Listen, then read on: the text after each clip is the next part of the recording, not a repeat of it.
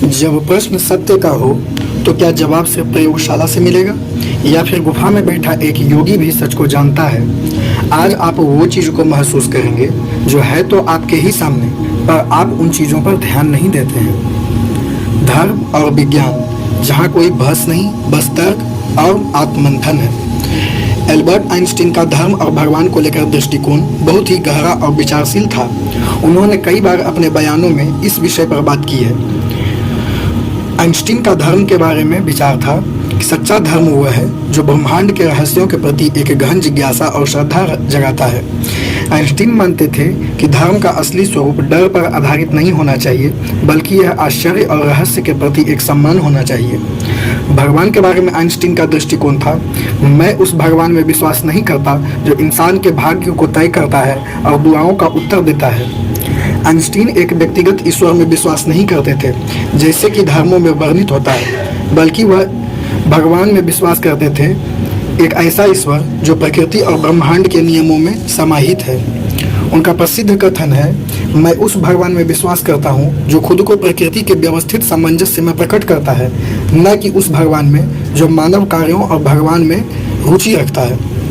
विज्ञान और धर्म के बीच संबंध पर उनका मत था कि विज्ञान के बिना धर्म अंधा है और धर्म के बिना विज्ञान अपंग है। इस कथन के माध्यम से आइंस्टीन यह बताना चाहते थे कि विज्ञान और धर्म दोनों का अपना स्थान है।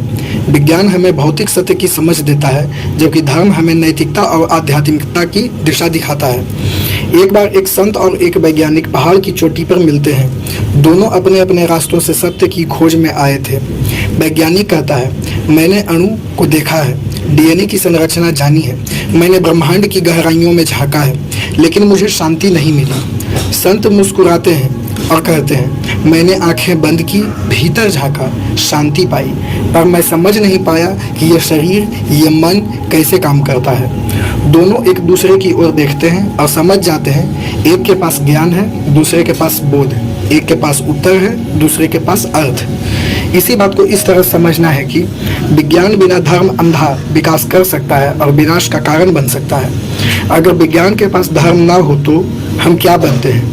हम स्पेसशिप बना सकते हैं, लेकिन अगर हमारे भीतर नैतिकता ना हो तो वो स्पेसशिप युद्ध के लिए इस्तेमाल होती है।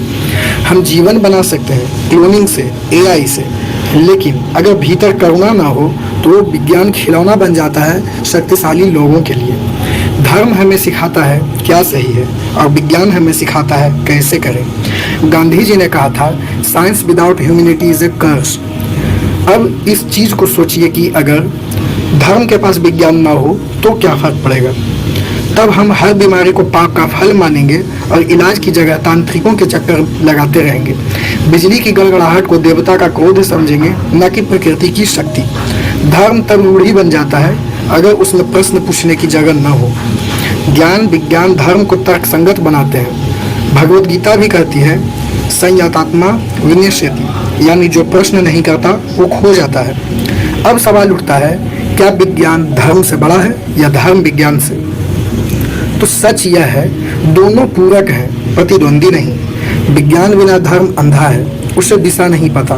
धर्म बिना विज्ञान अधूरा है, उसके पास साधन नहीं है। जैसे शरीर और आत्मा, जैसे सूरज की रोशनी और आँखों की दृष्टि, एक बिना दूसरे बेकार है। दोस्तों, क्या आपको लगता है कि आज के समय में सिर्फ विज्ञान काफ़ी है या सिर्फ धर्म से ही हम अपने पूरे जीवन को व्यवस्थित कर सकते हैं, या फिर हमें दोनों की ज़रूरत है संतुलन के लिए?